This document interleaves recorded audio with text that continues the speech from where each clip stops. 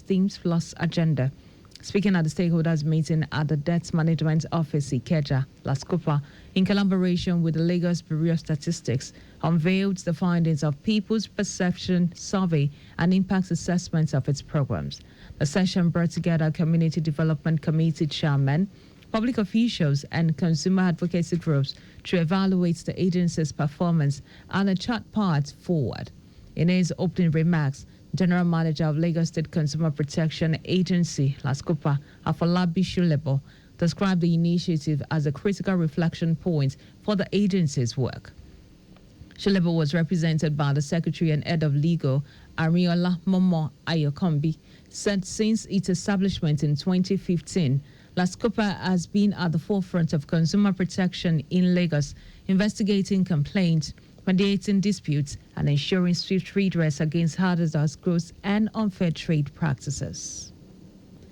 The members representing Oshodi Solo Constituency 1 in Lagos State House of Assembly, Olukayode Ogundipe, has officially launched the third edition of its annual summer coaching program. Ogundipe stated this at the media briefing to reaffirm its dedication to academic excellence and the holistic development of young learners in his constituency. He described the initiative as part of his broader educational and youth empowerment agenda, promising that more development-driven programs will soon be rolled out in the Oshodi Solo Constituency 1. According to him, the 2025 summer coaching classes will run throughout the summer at 3 centers: Ikeja Junior Grammar School, Ewutusun Junior Grammar School, and Mafoluku Junior Grammar School. In an urgent call to action, civil society organizations in the health sector have launched a collaborative effort to boost advocacy for improved maternal and child health services in Lagos State. Lagos Civil Society Participation Department, LASCOB, in partnership with the International Society of Media and Public Health, ISMPH, and with support from Engender Health, conveyed a one-day advocacy meeting bringing together media professionals, civil society organizations, CSOs, and development partners to revive Nigeria's struggling health system. The workshop was aimed at strengthening cross-sector collaboration and strategic advocacy around reproductive, maternal, newborn, child, adolescent health, BRAMCA, and primary health care, PHC, in Lagos State. LASCOP Chairman Busoye Ayoade called for renewed government commitment to health sector funding and accountability. Ayoade highlighted the troubling pattern of underfunding, noting that Lagos State current health allocation stand at just 9% of annual budget, far below the 15% benchmark promised under the Abuja Declaration. Also speaking, the program director for ISMPH, Suleiman Dogo, said the initiative aimed to improve health outcome by ensuring that advocacy efforts are informed by grassroots data and effectively communicated to policymakers.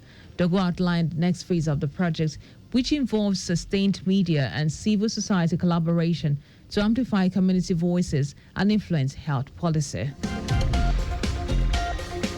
The Federal Capital Territory Administration, FCTA, says it has embarked on the upgrade of health infrastructure in line with President Bola Tinubu's renewed hope agenda.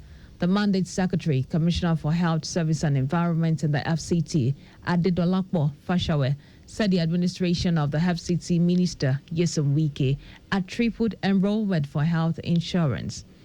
Fashawe said Wike's health infrastructural revolution included the provision of fully functional oxygen plant at Maitama, Asokoro, Buari, and Abaji hospitals. According to her, the establishment of the 20-bed Visco-Vagitular Fistula Center at Gwarimpa Hospital, in collaboration with partners, represents a milestone in specialized healthcare for women, addressing a crucial need for compassion and expertise. The House of Representatives Committee on Anti-Corruption has queried the effectiveness of Anti-Corruption and Transparency Unit, ACTUS, in ministries, departments, and agencies, MDAs, raising concerns that they may be falling short of their core mandates to combat corruption from within the public service. Now, speaking at the opening of a public hearing to launch an investigation into the operations of the ACTUS in Abuja, Chairman of the House, Kayode Akinolu, questioned the current relevance and integrity of ACTUS amid growing allegations that some may have strayed from their original purpose or become compromised.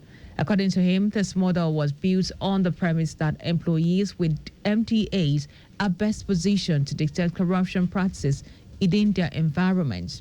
Akinolu emphasized the committee would not shy away from exposing weakness or recommending bold reforms, stressing that the ultimate goal is to create public service that operates transparently and is driven by integrity. And now to foreign news. A planned protest across the Sydney Harbour Bridge has gone ahead after it was authorized by the Supreme Court just one day prior in what organizers called a historic decision. Tens of thousands of people turned out for the March for Humanity on Sydney, despite territorial rain, with many carrying placards with messages to politicians to stop the war. WikiLeaks founder Julian Assange was spotted among the protesters with other notable attendees. The Sydney Harbour Bridge was last closed for a public assembly in 2023 when some 50,000 people marched over the iconic roadway for World Pride.